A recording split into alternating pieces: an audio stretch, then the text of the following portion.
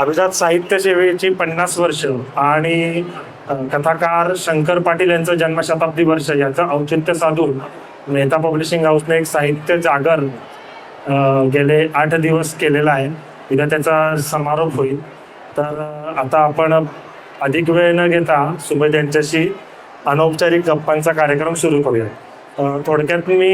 सुरुवातीला मी थोडक्यात सुमेध यांचा परिचय करून देतो. सुमेध हे कादंबरीकार व पटकथाकार आहेत. त्यांनी वयाच्या 10व्या वर्षी साप्ताहिक पत्री सरकारमध्ये स्तंभलेखन केलं. पुढे 10वीपर्यंत विविध दिवाळी अंकात, मासिकात, साप्ताहिकात कथा, कविता व निबंध प्रकाशित झाले. अनेकविध राज्यस्तरीय निबंध स्पर्धात त्यांना प्रथम पारितोषिक मिळालेलं आहे व त्याच वेळेस त्यांनी भविष्यात आपण लेखक व्हायचं असं स्वप्न बाळगलं होतं आणि ते आता प्रत्यक्षात उतरले असं म्हणायला हरकत नाही सर. महाविद्यालयीन काळात सुमेध यांनी 18 नाटकांसाठी लेखन, दिग्दर्शन व अभिनय या विविध जबाबदाऱ्या पार पाडलेल्या आहेत. मराठीबरोबरच हिंदी व इंग्रजी नाटके देखील त्यांनी केलेली आहेत. पुढे पटकथा लेखनाचे अनौपचारिक शिक्षण घेऊन सुमेध यांनी पूर्णवेळ लेखक म्हणून काम करायला सुरुवात केलेली आहे. झी मराठीवरील गाजलेल्या लागेर झालंजी या मालिकेचं पटकथा लेखन त्यांनी काही काळासाठी केलेलं होतं. नंतर सलमान खान फिल्मसाठी संवाद लेखन म्हणून काम केलं. हे सुरू असतानाच खैरलांची एपिसोड 2 या सुमेध यांच्या नाटकाचे देशभर प्रयोग झाले. हे नाटक आयफार इंटरनॅशनल थिएटर फेस्टिवलसाठी निवडण्यात आले होते. यासाठी त्यांना अनेक ठिकाणी लिखाणासाठी व अभिनयासाठी पुरस्कारांनी सन्मानित करण्यात आले. हे विशेषत्वाने नमूद करावं असं वाटतं. हे सगळं चालू असतानाच त्यांनी पुन्हा साहित्याकडे मोर्चा वळवला असं दिसतंय. त्यांनी अजातशत्रू नावाची एक ऐतिहासिक कादंबरी लिहिली. ही कादंबरी पहिल्यांदा ऑडिओ बुक स्वरूपात वाचकांसमोर आली आणि नंतर ही कादंबरी आता प्रिंट माध्यमामध्ये म्हणजे छापील स्वरूपामध्ये उपलब्ध आहे. ती मागच्या पुस्तक महोत्सवामध्येच प्रकाशित झाली. हे इथं मी विशेषत्वानं नमूद करतो. या कादंबरीला ऑडिओ बुक स्वरूपामध्ये जे काय लोकप्रियता मिळाली म्हणून त्यांनी पुढचा भाग अश्वमेघ या नावानं युद्ध कादंबरी लिहिलेली आहे. सोबत ते अनेकविध सामाजिक कार्यात सहभाग घेतात.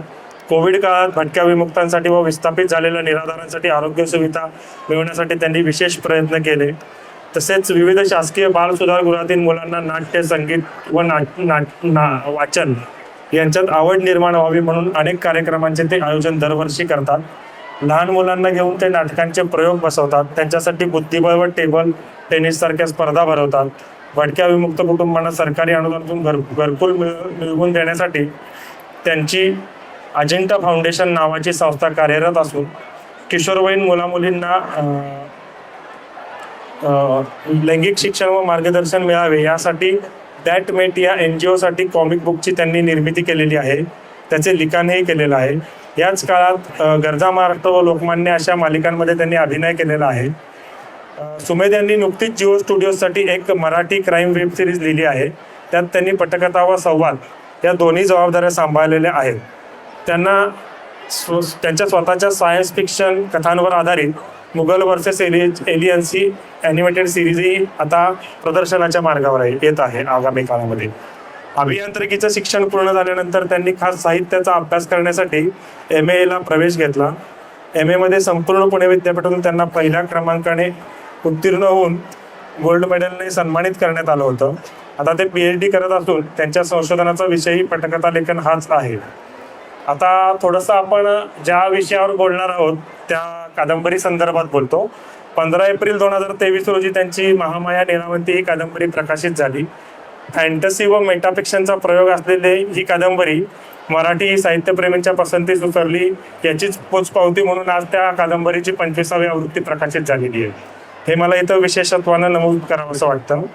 तसेच सुरुवातीच्या काळामध्ये म्हणजे केवळ 6च महिन्यात महामाया लीलावती कादंबरीने 12,000 प्रतींची विक्रेती म्हणजे जवळजवळ 6 महिन्यात 12 आवृत्त्या प्रकाशित झाल्या. हे खरं तर खूप महत्त्वाची गोष्ट मानली जाते प्रकाशन आणि पुस्तक व्यवसायामध्ये. त्यानंतर त्यांनी कॉस्मिक प्रकाशनाची निर्मिती असलेल्या स्वतःच्या प्रकाशनाच्या माध्यमातून या कादंबरीसोबतच अजातशत्रू या कादंबरीचं प्रकाशन देखील केलं आहे. तसेच आगामी काळात अनेक नवोदित लेखकांना, प्रसिद्ध लेखकांना ते लोकांसमोर आणतील अशी आशा व्यक्त करतो. धन्यवाद. सर, आता आपण अनौपचारिक गप्पांना सुरुवात करूयात. महामाया निळावंतीची रौप्य महोत्सवी आवृत्ती आता बाजारात या ग्रंथ महोत्सवाच्या निमित्तानेच आलेली आहे, उपलब्ध झाली आहे वाचकांसाठी. तर तुम्हाला काय वाटतंय की वाचकांनी एवढं उदंड प्रेम का केलं असावं या कादंबरीला? एकतर खूप प्रांजळ मत माझं सांगतो मी. असं असावं की कादंबरीचं नाव तेवढं चित्तवेधक आहे, लक्षवेधी नाव आहे. आणि आधीपासून लोकांच्या मनामध्ये निळावंती आणि निळावंतीच्या पोथीबद्दल एक प्रकारची उत्सुकता आहे की निळावंतीची पोथी नक्की काय मांडणार आहे. हा एक मला मुद्दा वाटतो. त्यामुळे कदाचित बुकशेल्फवरून पुस्तकं जास्त उचलली जात असतील. दुसरं मला असं वाटतं की वाचकांनी स्वतःच कादंबरीचे रिव्ह्यूज व्यवस्थित फिरवले. कारण कोणतंही मार्केटिंग न करता जास्त पुस्तक, म्हणजे आम्ही सोशल मीडियावर फार काही करत नाही. मी जास्त सोशल मीडियावर तसा ॲक्टिव्ह नाही आहे, काही मी टाकत नाही किंवा पोस्ट किंवा अपडेट्स काही टाकत नाही. पण तरी वाचक स्वतःहून पुस्तक वाचून जेव्हा पुस्तक आवडतं तेव्हा ते त्यांच्या मित्रमंडळींमध्ये पुस्तकाबद्दल त्यांचा रिव्ह्यू, त्यांचा फीडबॅक पोहोचवतात. अगदी म्हणजे खूप थोडंसं अनौपचारिक गप्पा आहे म्हणून सांगू शकतो. टेलिग्राममध्ये जे ग्रुप्स असतात ना, ज्याच्यात PDF एकमेक देवाणघेवाण ग्रुप्स, पायरेटेड PDFs, बरोबर, त्या ग्रुप्समध्ये या कादंबरीबद्दल खूप चर्चा असते. आणि बरेचदा असं होतं की PDF आम्ही वाचली आहे 10 पानं, पण आता आम्हाला ती कादंबरी वाचायची आहे. कारण ती पुस्तकावर वाचण्याची जी मजा आहे ना, तर ती PDF मध्ये येत नाही. तर असंही होतं. तर ती आपोआप पसरत चालली आहे कादंबरी. तर ही माझ्यासाठी पण नवलाची गोष्ट आहे, अनएक्सपेक्टेड गोष्ट आहे, पण ते आपोआप घडत आहे. म्हणजे थोडक्यात PDF वाचून सुद्धा तो छापील पुस्तकांपुढे वाचक वळतो, ही एक आशादायक बाब म्हणूयात आपण या बाबतीमध्ये. आता थोडंसं मला असा प्रश्न आहे मुळात, म्हणजे असं वाटतंय की मेटाफिक्शन कादंबरी म्हणजे नेमकं काय? तुम्ही काय सांगाल याच्याबद्दल? मेटाफिक्शन हा एक प्रकार आहे, एक जॉनर आहे. मेटाफिक्शन म्हणजे फिक्शन आणि नॉन फिक्शन याच्या मधली रेष जेव्हा पुसट होते ते म्हणजे मेटाफिक्शन. म्हणजे जे मी फिक्शन वाचताना असं वाटतं की यात मी जे वाचतोय ते रिअल आहे, ते रिअलिझम नाही आहे, ते रिअल आहे असं जेव्हा वाटतं ते मेटाफिक्शन असतं. पण ती मधली जी रेषा आहे ती अंधुक असते. म्हणजे मध्येच असं वाटतं की ओके, मी फिक्शन वाचतो, एक रचलेली कथा मी वाचतो. दुसऱ्या क्षणी असं वाटू शकते की नाही, याला सत्याचा वास आहे, लेखक जे सांगतोय हे खरं बोलतोय, ही कोणती कथा नाही आहे, हे खरं आहे. दुसऱ्या क्षणी असं वाटतं नाही, ही खूप बेमालूम अशी रचलेली कथा आहे ना, की लेखकाने म्हणजे स्मार्टली मला ट्रिक केलंय आणि मला कळत नाहीये की हे खरं आहे की हे खोटं आहे. हे असतं मेटाफिक्शन. म्हणजे थोडक्यात वाचक गुंतून पडतो, वाचक स्वतः म्हणजे नक्की हे सत्य आहे की कपोल कल्पित आहे या खेळामध्ये गुंतत जाऊन ती कादंबरी शेवटाकडे नेतो, असं म्हणायलाही हरकत नाही. म्हणजे कसं आहे की लोकांना निळावंतीच्या पोथीबद्दल काय वाटतं की मी जेव्हा निळावंतीची पोथी वाचेन तर एक तर मला वेळ लागेल किंवा माझा मृत्यू होईल, अशी दंतकथा आहे. हे पुस्तक निर्माण करताना मला 3 वर्ष लागली पुस्तक लिहायला. तर हे पुस्तक रचताना मला असं वाटत होतं की पुस्तक असं असावं की हे पुस्तक वाचतानाही काहीतरी एक भीती असायला पाहिजे. कारण एक वाचण्याची एक प्रोसेस असते ना, की आपण वाचतो, ती वाचनाची एक प्रोसेस आहे. आपण काही लोक बसून वाचतात, काही झोपून वाचतात. वाचनाची एक प्रोसेस असते. तर ती वाचनाची प्रोसेस आणि त्या पुस्तकाच्या आतमधला कथापट याच्यातली लाईन ब्लर व्हावी असं मला वाटत होतं. तर ही गोष्ट कदाचित वाचकांना जास्त आवडत असेल म्हणून 25,000 लोकांनी हे पुस्तक वाचलं असावं असं एक वाटतंय मला. म्हणून या पुस्तकातली जी स्पेशल मेटाफिक्शन ही गोष्ट आहे ना, तर हीच जास्त आवडत असावी असं एक माझं अंडरस्टँडिंग आहे. ओके, धन्यवाद. तर तुम्हाला ह्याच विषयावर कादंबरी लिहावीशी का वाटली, किंवा थोडंसं निळावंतीबद्दल जे लोकांना एक कुतूहल किंवा जे गूढ वाटतं, जे काय बाबा हे निळावंती नक्की काय, की जे तुम्ही आता उल्लेख केलात की बाबा ते वाचल्यावर माणूस एक तर वेडा तरी होतो किंवा त्याचा मृत्यू तरी होतो, या कुतूहलापोटीच तुम्ही जी कादंबरी लिहावी किंवा असं काही तुम्हाला वाटलं का, किंवा तुम्ही ती कादंबरी लिहिलीत का? एकतर गुढाबद्दल कुतूहल मला आधीपासूनच आहे. म्हणजे जर तू मला एका गुहेच्या तोंडाशी ठेवशील, इकडे गुहा आहे आणि इथे एक जंगल आहे, तर जर त्या जंगलात अंधार असेल तर मी जंगलात जाईल, आणि जर उजेड असेल तर मी गुहेत जाईल. कारण झाकून ठेवलेली गोष्ट पाहण्यामध्ये प्रत्येकाला रस असतो, बरोबर. तर गूढ गोष्ट जेव्हा आपण म्हणतो ना पुस्तक प्रकाशित होतं म्हणजे ते अंधारातून प्रकाशात येतं, तशीच कोणतीही कथा जेव्हा गूढ कथेचं मला हे काय वाटतं, मजा काय वाटते की गूढ हे असं झाकलेली गोष्ट समोर जेव्हा येते ना, तर तेव्हा त्याचा एक गुढाचा एक रस जो आपल्या आरपार तुम्ही जे एक आपण असं म्हणूया, आपण एक स्फटिक आहोत, एक रंग आहे तुमचा स्वतःच्या स्फटिकाचा, आणि ती कथा तुमच्या आरपार जाते, तुमच्या समोरून तुमच्यातून पासून तुमच्या मागे निघून जाते. हे मला सारखं गूढकथा वाचताना मला असं लहानपणापासून वाटायचं. म्हणून मला असं निळावंती आणि निळावंतीची पोथी या सगळ्या दंतकथांबद्दल मला हेच वाटायचं की जेव्हा कधी माझ्या हातात निळावंतीची पोथी तर खरंच मला वेळ लागेल का, तेव्हा खरंच माझा मृत्यू होईल का, कारण ती खरंच काय प्रेग्नंट बाई मरते तेव्हा तिच्या चितेच्या उजेडात वाचायची, खरंच हे खरं असेल का. तर हे जे गूढ आहे हे वाचकापर्यंत पोचायला पाहिजे. पण माझ्याकडे पोथी नाही आता वाचकाकडे द्यायला, पण माझ्याकडे काय, मी लेखक आहे, माझ्या हाती पुस्तक आहे, त्या आतलं फिक्शन मी उभं करू शकतो. म्हणून मी या विषयाची निवड केली आणि निळावंतीवर कादंबरी लिहिली.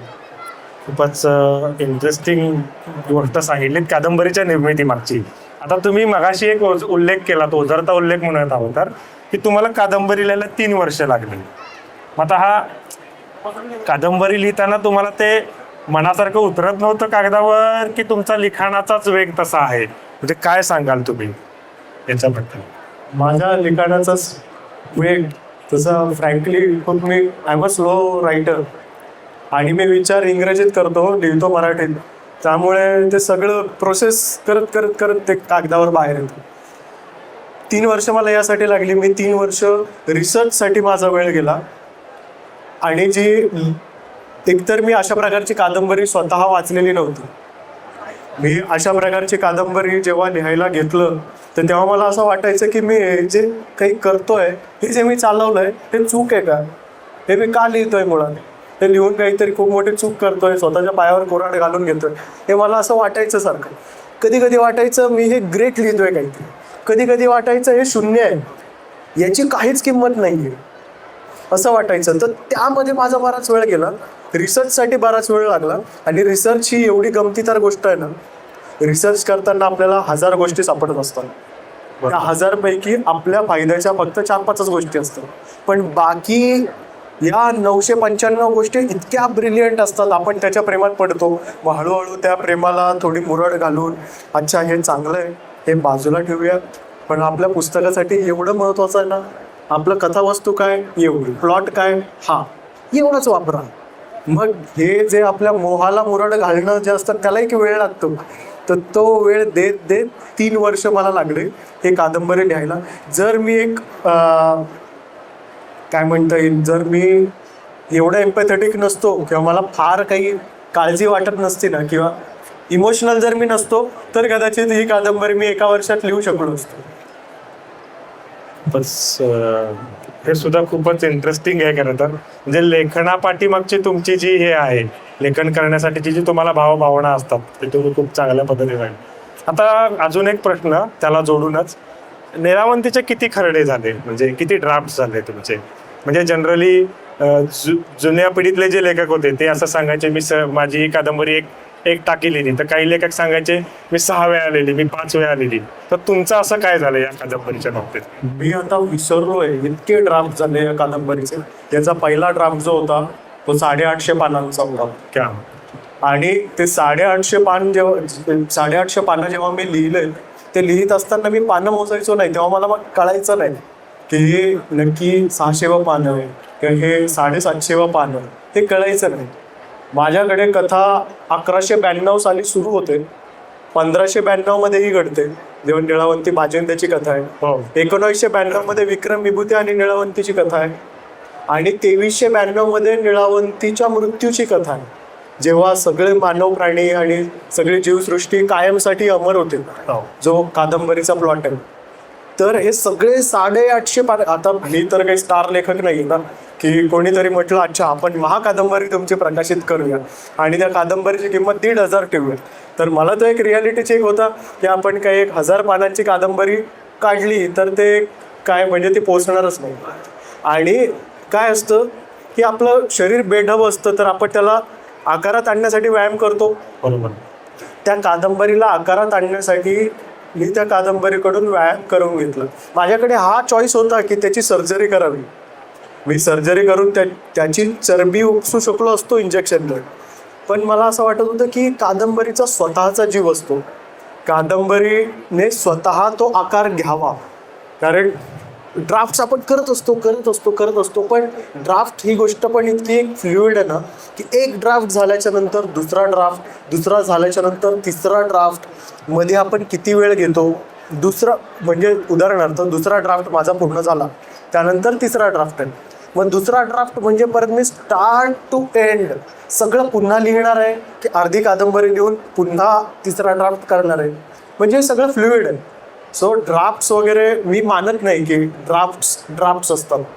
माझ्यासाठी एक पहिला खरडा असतो आणि एक अंतिम खरडा असतो आणि मध्ये त्या कादंबरीचा व्यायाम असतो जी कादंबरीला तुम्ही स्वतः करायला लावला पाहिजे. लेखकाने गॉड बनू नये. लेखकाने एकतर हे समजू नये की मी देव आहे आणि हे माझं जग आहे, हे मी माझं जग जन्माला घालतो, हे असं लेखकाने समजू नये. कादंबरीला स्वतःचा जीव असतो. त्याने स्वतःच्या हिमतीवर स्वतःच्या एनर्जीने स्वतः खाऊन मोठं व्हायचं, स्वतः व्यायाम करायचा, स्वतःची चरबी स्वतः जाळायची आणि एक आपलं शरीर जे बेढब किंवा जे होतं पहिल्या ड्राफ्टमध्ये ते डबात आणायचं.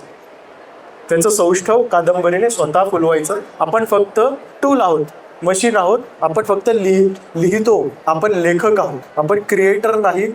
हे आपण लक्षात ठेवायला पाहिजे असं माझं मत आहे. एक कादंबरीचं सौष्ठव आता तुम्ही मोठा कालपट यात खरं तर चित्रित केलं आहे 2392 पर्यंतचा. 1192 पासून ते 2392 त्याच्यामध्ये तुम्ही 4 प्लॉट केलेत. खरं तर असं म्हणत 4 भाग आहेत. तर खरं तर हे खूप आव्हानात्मक असणार आहे हे कळते. 850 पानाची कादंबरी संपादित करून जी काही तुम्ही आता वाचकांसमोर ठेवली तर ते सौष्ठव घेण्यासाठी तुम्हाला किती कष्ट घ्यावे लागतील म्हणजे घ्यावे लागले असतील हे समोरच आहे. आणि त्याच्या आज 25,000वी प्रत त्याच्या पुढे गेलेली आहे. तर हे खरं तर दाद देण्यासारखी गोष्ट आहे आणि साहित्यातलीही महत्त्वाची गोष्ट आपण मांडूया. त्यानंतर थोडासा अजून एक कादंबरीच्या लिखाणासंदर्भातलाच प्रश्न आहे. कादंबरी लिहिताना तुम्ही कादंबरीचे असे काही भाग ठरवून लिहिता की तुम्हाला जसं सुचतं तसं लिहिता की बाबा हा पहिला भाग आपण आधी लिहूयात की सलग लिहिता भाग जे ठरवलेले असतात की बाबा पहिला भाग, दुसरा भाग, तिसरा भाग, हे सलग लिखाण झालं की पहिला भाग लिहिल्यानंतर मधलाच कुठला तरी भाग झाला आणि मग शेवटचा भाग लिहिलाय असं काही झालं होतं का? मी कादंबरीचा एक आराखडा तयार करतो. काही लेखक काय करतात, कादंबरीचं त्यांना कथासूत्र माहिती असतं. कादंबरीची सुरुवात केल्याच्या नंतर कादंबरी लेखकाला जिकडे घेऊन जाईल तिकडे ते जातात. मी आधी माझ्या कादंबरीचा आराखडा तयार करतो. मी इंजिनियर आहे त्यामुळे मी एक अल्गोरिदम तयार करतो. कादंबरीचा स्टार्ट, मिडल, एंड काय असावा हे मी सगळं तयार करतो. कॅरेक्टरचे आर्क्स तयार करतो, प्लॉट पॉईंट्स तयार करतो. Plot point 1, plot point 2, climax, anti climax, pre climax, post climax, हे सगळं मी तयार करतो. एकदम त्याबद्दल मी खूप तांत्रिक विचार करतो जेव्हा माझा आराखडा उभा करायचा असतो, कारण ते फाउंडेशन असतं. पण जेव्हा मी कादंबरी लिहायला घेतो तेव्हा मी हा विचार करतो की आता चला स्वतःला आपण सरप्राईज करूया. तर त्यामुळे तसा लिहायला मी आधी मला माहिती होतं की शेवट काय असायला पाहिजे, पण कादंबरीतला जो शेवट आहे तो मला तेव्हा सुचलेला शेवट आहे. त्यामुळे मधला पण सगळा भाग आहे हे मला सगळं तेव्हा सुचलेलं. म्हणजे थोडक्यात आराखडा जरी ठरवला तरी त्यावेळी लिहिताना जे सुचलं असेल ते कागदावर उतरलेलं आहे. करेक्ट. कारण आराखडा कशासाठी महत्वाचा आहे, जेव्हा तुमच्याकडे काहीही नसतं तेव्हा काहीतरी प्लॅन बी, प्लॅन सी असतं जे बेसिक असतं. बरोबर. ते तरी आपल्याला माहिती पाहिजे. आता थोडंसं अजून मी आता अनौपचारिकच गप्पा मारतो तर मला हा प्रश्न विचारायला म्हणजे मुळा आवडता येत नाही या प्रश्नासाठी. तुम्हाला कादंबरी लिहिताना जे तुम्ही स्क्रिप्ट रायटिंग करता त्याचा फायदा झाला का? म्हणजे जे पटकथेसाठी जे तुम्ही काय कष्ट घेता त्याचा फायदा झाला का? आता कादंबरीचं एक कथानक असतं आणि पटकथेची एक वेगळी बाबा एक वेगळा फॉर्म आहे पटकथा म्हणजे. तर या दोन्हीची रचना करताना काय फरक असतो किंवा काय आव्हानं असतात, काय सांगाल तुम्ही आम्हाला? पटकथा 3 स्ट्रक्चरमध्ये लिहिली जाते. सिनेमाची पटकथा, वेब सिरीजची पटकथा ही वेब सिरीजची पटकथा जी असते प्रत्येक एपिसोड हे 2 बीट्समध्ये असतात. त्याला 2 बीट स्ट्रक्चर आपण म्हणतो. शेवटचा बीट हा फ्रीज असतो आणि बीट 1 हा आपला प्लॉट असतो. पटकथेला पण पटकथेचे टप्पे असतात. जसे पटकथेचं वेगळं एक सायन्स आहे, पटकथेचं एक शास्त्र आहे. पटकथेतले जे टप्पे असतात त्याचं माझं शिक्षण व्यवस्थित झालेलं असल्यामुळे मला कादंबरी रचणं सोपं गेलं खरं तर. कारण जेव्हा कादंबरीमध्ये होल्स असतात, जेव्हा मला माहिती आहे की अच्छा विक्रम विभूते मोक्षातून प्रवास करून दुसरीकडे जाणार आहे, मला माहिती आहे एक मॅजिक वर्ल्ड आहे यात, पण त्यामध्ये एक होल क्रिएट झालेलं आहे. आता ते होल कशाने तरी भरलं पाहिजे. तर मला हे माहिती आहे जर मी ते होल फक्त शब्दांनी भरलं तर that would be false drama ठेवू नये. तर मला माहिती आहे हे होल आहे, हे भरण्यासाठी मला काहीतरी लागेल, एक गोष्ट काहीतरी लागेल, एक प्लॉट एलिमेंट लागेल, एखादा रूल लागेल, काहीतरी लागेल मला. हे मला माहिती असण्यासाठी पटकथेच्या अभ्यासाचा फार मला फायदा नाही. पण मी हे पुस्तक लिहिताना असा विचार केला की हे पुस्तक व्हिज्युअल जरी असेल तरी हे पुस्तक एखाद्या मेकरसाठी इतकं अवघड असलं पाहिजे की एखाद्या फिल्म मेकरला असं वाटलं अच्छा मी महामाया निळावंती चला याच्या 25,000 प्रति विकल्या गेल्यात तर मी याच्यावर फिल्म बनवतो, पण त्याला फार डोकं लावावं लागलं पाहिजे. हे 3x स्ट्रक्चरमधलं पुस्तक नाही आहे. यातली स्टोरी अतिशय म्हणजे सहज नाही आहे अडॉप्ट करायला पडद्यावर, कारण पडदा हा 2D असतो. माध्यमांतर करणं अवघड आहे थोडक्यात. माध्यमांतर करणं मी अतिशय मुद्दाम अवघड करून ठेवलं की उद्या जर काही एखाद्या फिल्म मेकरला यावर करायचं काही असेल तर फिल्म मेकरला स्वतःचं डोकं फार लावावं लागेल. म्हणजे तेवढा तो सर्जनशील दिग्दर्शक असेल तरच हे तो आव्हान पेलू शकेल अशी तुम्ही व्यवस्था केलेली आहे. सर्जनशीलही पाहिजे आणि त्याला सिनेमा या माध्यमाची जाण पाहिजे, त्याला लिटरेचर या माध्यमाची सुद्धा जाण पाहिजे की साहित्यातला विषय जेव्हा सिनेमा बनवून बाहेर येतो त्या दोघांमध्ये काहीतरी फरक असतो. तुम्ही जशाचा तसा नाही शूट करू शकत. कारण आपण पाहतो मराठी सिनेमे बरेच असे असतात की ज्याच्या स्क्रिप्ट नाटकासारख्या लिहिलेल्या असतात, त्या शूटही नाटकासारख्या होतात. कारण असं झालंय आपल्याकडे की नाटक लिहिणारे लेखकच नंतर सिनेमा लिहिणारे लेखक झाले. आणि त्याआधी असं झालं की साहित्य लिहिणारे लेखक सिनेमा लिहिणारे लेखक झाले. 70 आणि 70च्या दशकामध्ये जे काय मराठीमधले चित्रपट आले त्याच्यामध्ये तुम्ही म्हणताय तशीच नावं नजरेसमोर येतात. हो, आता ज्यांचं जन्मशताब्दी वर्ष आहे ते सुद्धा आधी लेखक आणि मग पटकथा लेखक असं म्हणता येईल. शंकर पण यात एक कमाल गोष्ट आहे की जे नाटककार नंतर सिनेमे लिहून किंवा फिल्म मेकर झाले तर त्यांच्या सिनेमापेक्षा साहित्य लिहिणारे मेकर्स यांनी दर्जेदार सिनेमा बनवला आहे. बरोबर. कारण त्यांच्या सिनेमामध्ये एक तर सामान्य माणूस पण आहे, सामान्य माणसाच्या भावना आहे, रिलेटेबिलिटी आहे, मध्यमवर्गीय आहे. त्यांनी आणि जो सिनेमा बनवला त्यांनी स्वतःसाठी बनवला आहे. नंतरच्या आपण अलीकडच्या गेल्या 20 वर्षात ज्यांनी सिनेमे बनवले त्यांनी प्रेक्षकांसाठी बनवले. प्रेक्षकांसाठी बनवले किंवा तुम्ही म्हणताय तसं महामाया निळावंतीची 25वी आवृत्तीला तर आपण याच्यावर पिक्चर करू अशी एक लोकांची मानसिकता किंवा विचार पुढे येताना दिसतो. मला दर महिन्यात 2 तरी मेकर्स ऑफर देतात की आपण याच्यावर करू. पण मला असा माणूस पाहिजे की जो त्याचं स्वतःचं काहीतरी घेऊन येईल, जो म्हणेल की अच्छा हे व्हर्जन मला आवडलंय, चांगलं आहे, पण आता यांचं एक मला वेगळं करायचं आहे काहीतरी. त्याने त्याचे एक ओरिजिनल डोकं लावलं पाहिजे. मी जसं लिहिलंय त्याने तसंच करू नये असं मला वाटतं. प्रांजळ नजीकच्या काळात माध्यमांतर होऊन ही कथा आम्हाला रुपेरी पडद्यावर बघायला मिळेल का? तुम्हाला काय वाटतं लेखक म्हणून? याचं सध्या नेटफ्लिक्स सोबत डिस्कशन सुरू आहे. So hopefully next year. क्या बात आहे. ही सुद्धा खूप महत्वाची बाब म्हणूयात आपण. त्यानंतर मला अजून एक प्रश्न, आता थोडासा कळीचा प्रश्न आहे हा. आता जे वाचन म्हणतो आपण, आता आपण इथे आज आता 8वा दिवस आहे, आपण गर्दी बघतोय, सकाळपासून रात्रीपर्यंत गर्दी आहे. तर वाचक हा कुठल्या भागात जास्त वाचन केंद्रीय आहे वातावरण? ते शहरी भागात आहे, निमशहरी भागात आहे की ग्रामीण भागात आहे? तुम्हाला लेखक म्हणून काय वाटतं? माझं अंडरस्टँडिंग असं आहे की पश्चिम महाराष्ट्रात शहरी भागात बिलकुल नाही आहे. फक्त मेट्रो मोठ्या सिटीज पुणे, डोंबिवली, मुंबई या भागामध्ये आहे. कल्याण, डोंबिवली, पुणे या भागात आहे. बाकी उरलेल्या शहरी भागात नाही. निमशहरी भागात भरपूर वाचक आहेत. म्हणजे तालुका पातळीवरची जी गावं असतील ती. हो हो, म्हणजे निमशहरी भागात आपण नाशिक सारखे हे पण घेऊयात, पण पुण्यामध्ये जेवढं वाचन वाढ आहे तेवढं नाशिकमध्ये नाही आहे. नाही, ही खरं तर नोंद घेण्यासारखीच गोष्ट आहे. मुंबई, आपण मुंबई म्हणूयात, मग ते डोंबिवली वगैरे तो सगळाच पट्टा येईल. त्या भागामध्ये एक तर साहित्याची उपलब्धी याच्यामुळे वाचक वर्ग असेल. आता निमशहरी भागामध्ये जर वाचक कमी असं आपण जर घटकाभर म्हणलं तर त्याच्यासाठी काहीतरी प्रयत्न व्हायला पाहिजेत. तर ते झाल्यानंतर कदाचित हा रेशो थोडासा वरती येईल. बरोबर.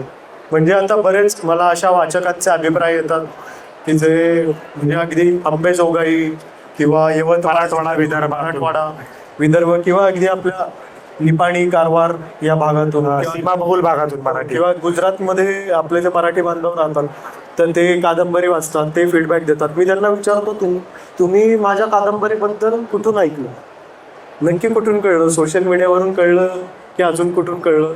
तर ते असं म्हणतात की एकतर आम्हाला आमचे महाराष्ट्रात राहणारे मित्र सांगतात, आता आम्ही इथे पुस्तक विकत घ्यायला आमच्याकडे पुस्तकच नाही आहे, म्हणजे दुकानच नाही, तर आम्ही पुस्तकं विकत घेणार कुठे? तर आम्ही ॲमेझॉनवरून ऑर्डर करतो, आमच्याकडे तोच एकमेव ऑप्शन आहे. नाहीतर आम्ही फोन करून सांगतो की आम्हाला पुस्तक पाठवा, तर ते रजिस्टर पोस्टाने पुस्तक मागवतात. पण ही जी पब्लिक आहे फार कमी आहे, आणि त्यातल्या त्यात मराठी वाचणारी जनता ही इतकी कमी होत चालली आहे, तर हा मला फार काळजीचा विषय वाटतो.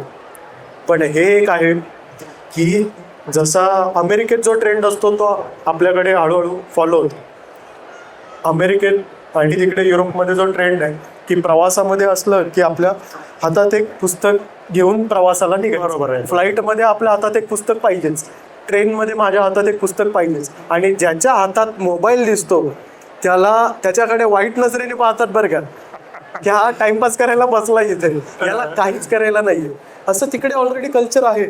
तर ही गोष्ट भारताने अगदी कॉपी करायला, उचलायला काही हरकत नसावी की कुठेही आपण प्रवासाला चाललो, निदान हातात असावं. ठीक आहे, वाचायचं नाहीये, हातात असावं.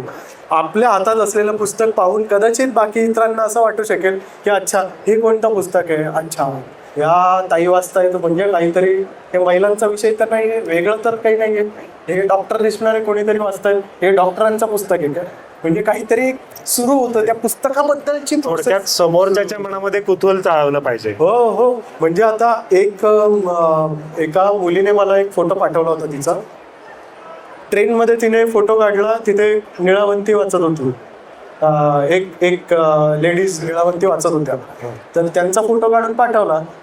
मी मग तिला विचारलं की त्या पुस्तकाबद्दल बाकीच्यांनी चौकशी केली का, म्हणजे प्रत्येकाने त्या सगळ्या सेक्शनमध्ये जेवढे लोक बसलेले होते ते विचारत होते, अहो काय हे पोथ्यांचं आहे का, हे पुराणांबद्दलचं पुस्तक आहे, आम्ही ऐकलं हे पुस्तक वाचून वेळ लागतं, हे पुस्तक जर अर्धवट वाचलं तर माणूस मरतो, हे खरं आहे का?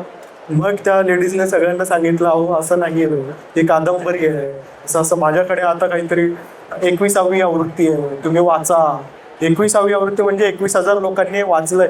म्हणजे जर वेळ लागत असतं तर 21,000 लोक वेडे असते महाराष्ट्रात, आज पुस्तक वाचून वेडे झालेले.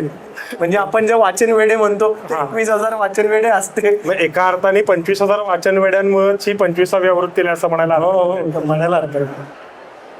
आता ह्याला जोडूनच, आता जे काय आपण बोललो त्याला जोडूनच एक प्रश्न विचारायचा मला मोह होतोय.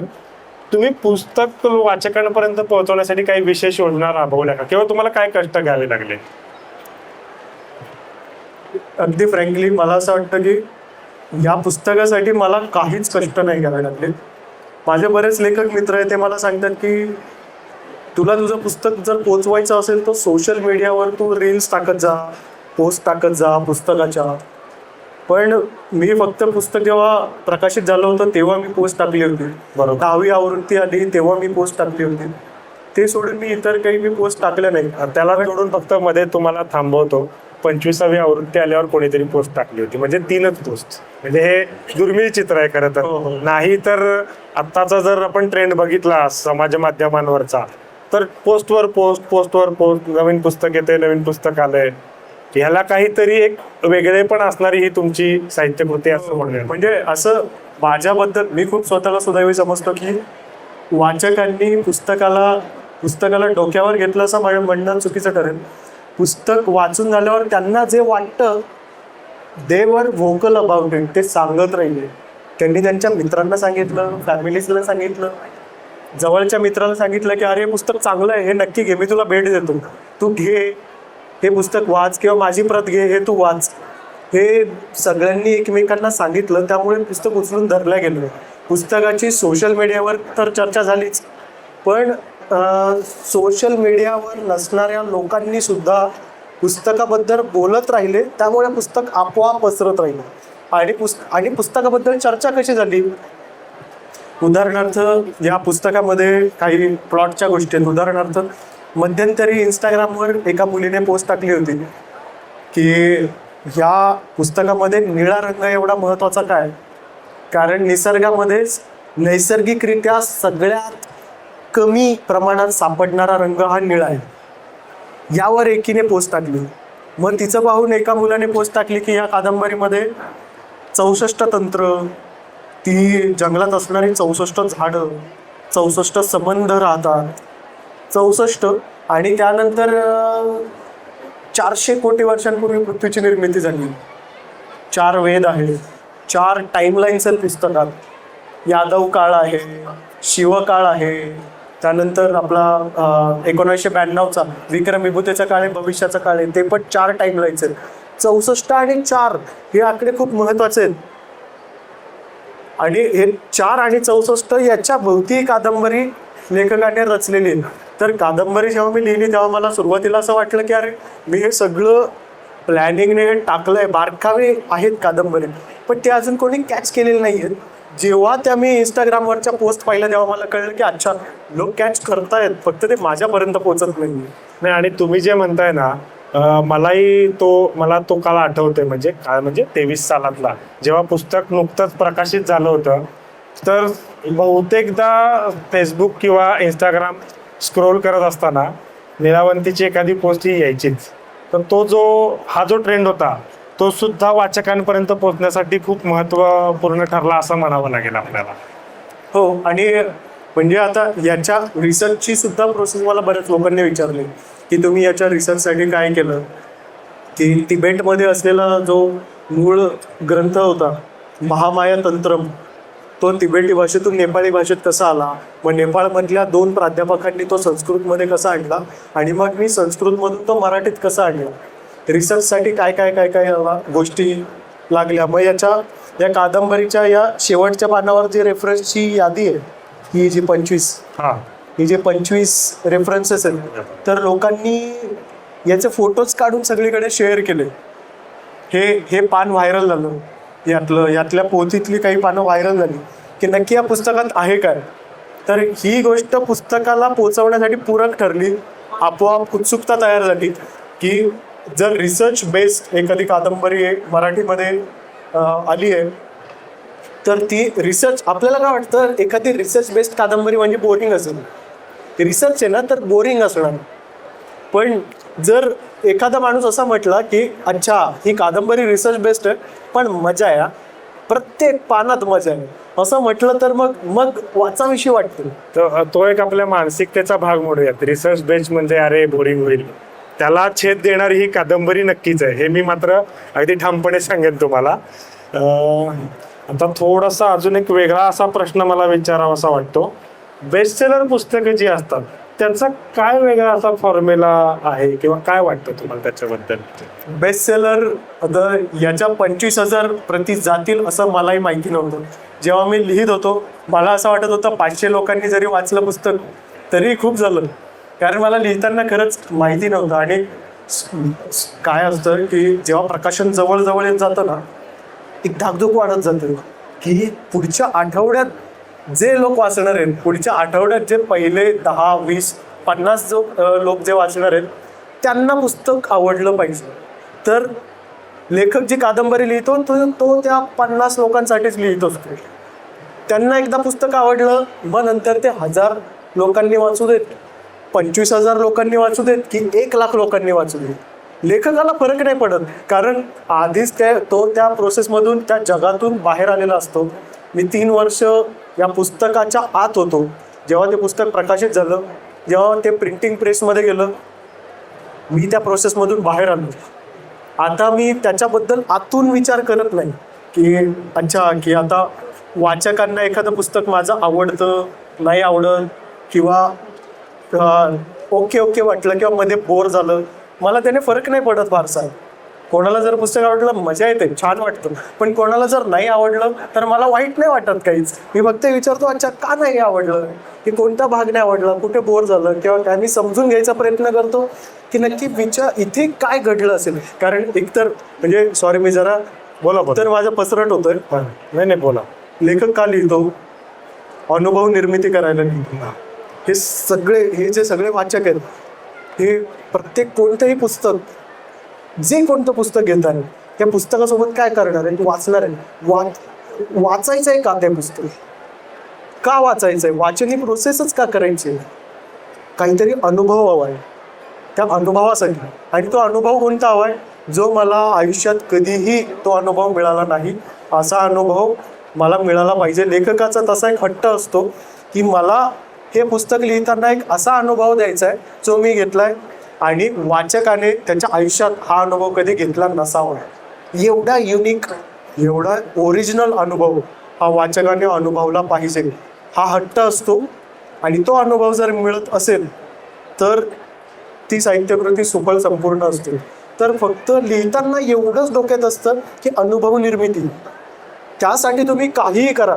ती कादंबरी 10 पानाची असू दे की ती कादंबरी 1500 पानांची असू दे, अनुभव निर्माण झाला पाहिजे. जर माझ्या कादंबरीत चांगला वाईट कसाही अनुभव निर्माण होत असेल, अनुभव निर्माण होतोय ना, मग मी जिंकलो. आणि मला नेहमी असं वाटतं, लेखक वाचकाला जेवढं देतो ना, वाचक नेहमी लेखकाला त्याच्यापेक्षा खूप जास्त देत असतो.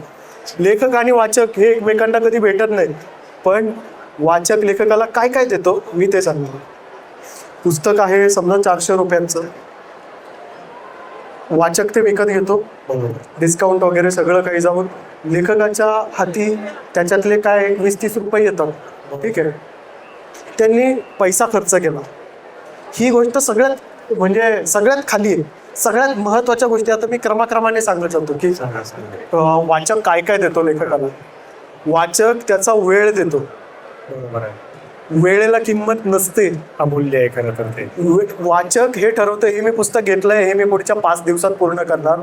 दररोज मी माझ्या आयुष्यातले 2 तास देणार आहे. त्या वाचकाने मला त्याच्या आयुष्यातले 2 तास दिले दररोजचे आठवडाभर. ही किती मोठी गोष्ट आहे.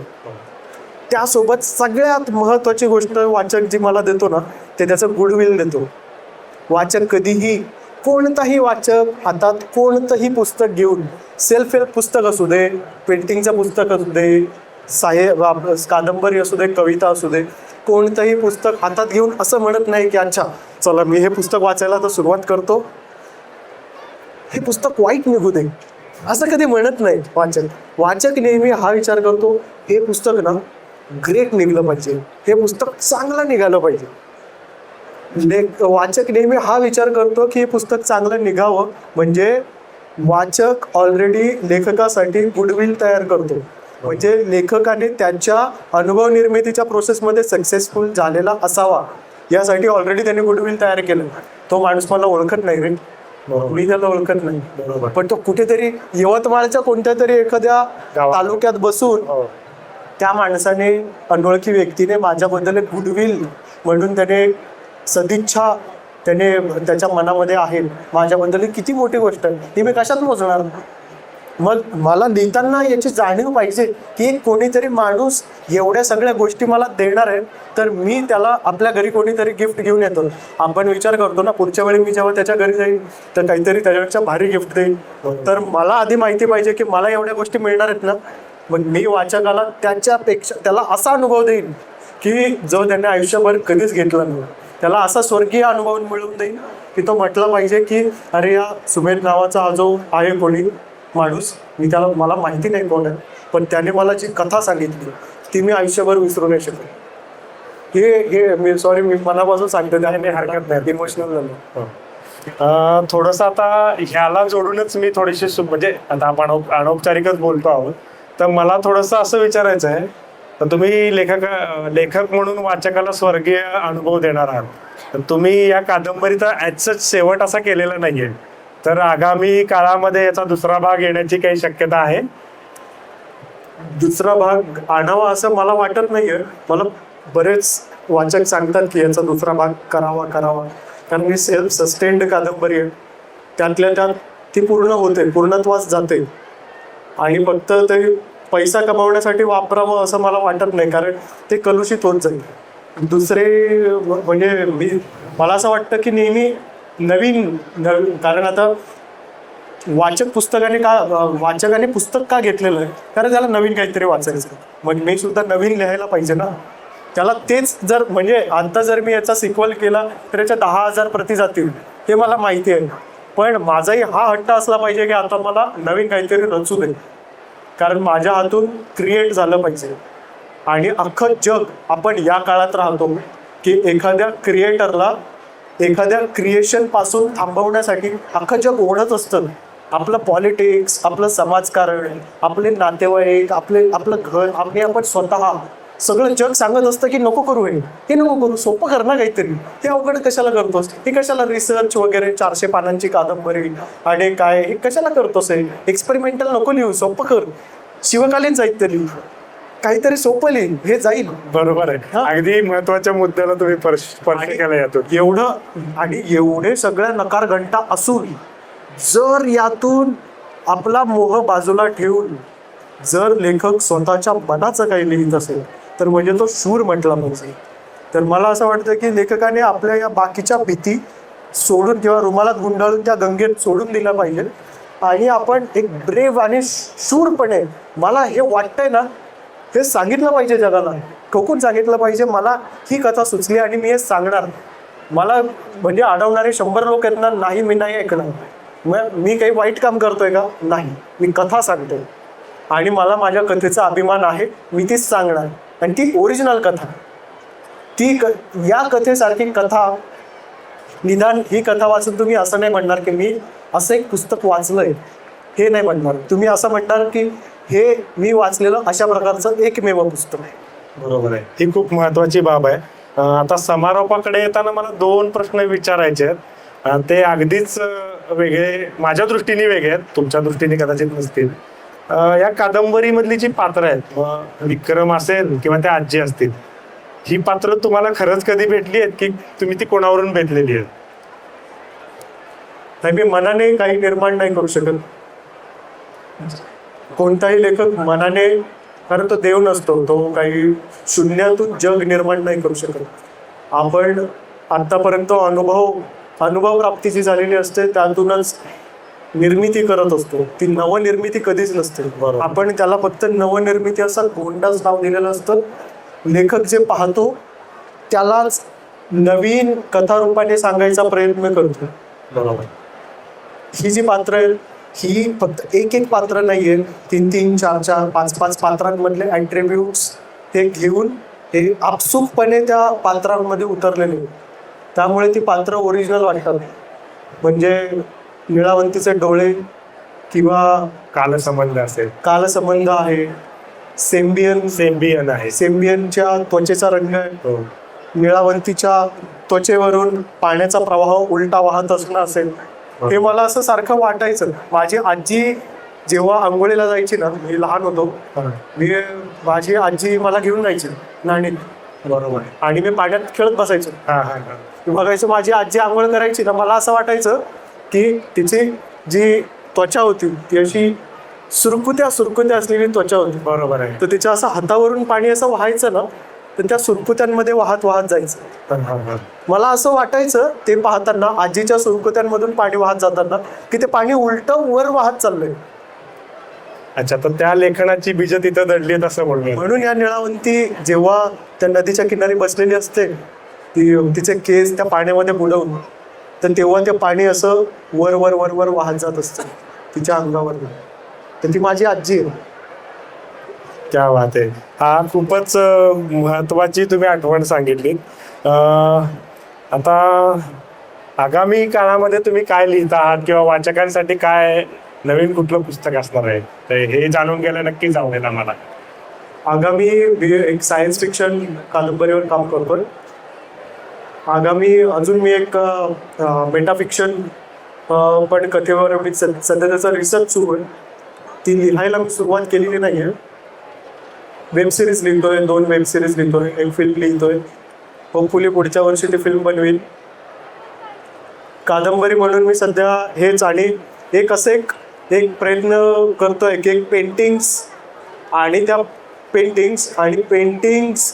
आपण ज्याला आपण म्हणतो की कोलॅबरेटिव्ह एफर्ट्समध्ये मी ते करतो. पेंटिंग्स आणि प्रोस यांचं एक पुस्तक, एकत्रित पुस्तक, जे एक खूप एक्सपेरिमेंटल पुस्तक असणार. अच्छा. आणि ते पुस्तक कसं वाचायचं आहे की ते संगीत लावून ते वाचायचं आहे. त्याचे वेगळे ट्रॅक्स असणार आहेत ओरिजिनल. तर ते ट्रॅक्स वाजत असताना पेंटिंग पाहायचं आणि त्याच्यासोबत ते वाचायचं असं ते आहे. मग ते उलटायचं, पुढचं पेंटिंग, पुढचा ट्रॅक, पुढचं पुस्तक. आणि त्याला एक हे पण असणार आहे की ते कोणत्या मूडमध्ये वाचायचं, संध्याकाळी, रात्री, सकाळी, शिवण, किंवा त्याचे वेगवेगळे मूड्स असणार आहेत. तर असं ते सुंदर पुस्तक करतो पुढच्या वर्षी. तर आज आपण इथे कादंबरीकार सुमेध यांना भेटलो. भालचंद्र नेमाडेंनी टीका स्वयंवरमध्ये एक लेख लिहिलाय, लेखकाचा लेखकराव झाला की काय होतं. तर या लेखकाचा लेखकराव कधी येणार नाही हे मी ठामपणे आत्ताच्या संवादावरून तर नक्की सांगू शकतो. आणि मराठीमध्ये जी काही पुस्तकं 1 लाखावी प्रत झाली आहे, त्या पंक्तीमध्ये हे पुस्तक असावं अशी सदिच्छा व्यक्त करतो आणि थांबतो. धन्यवाद.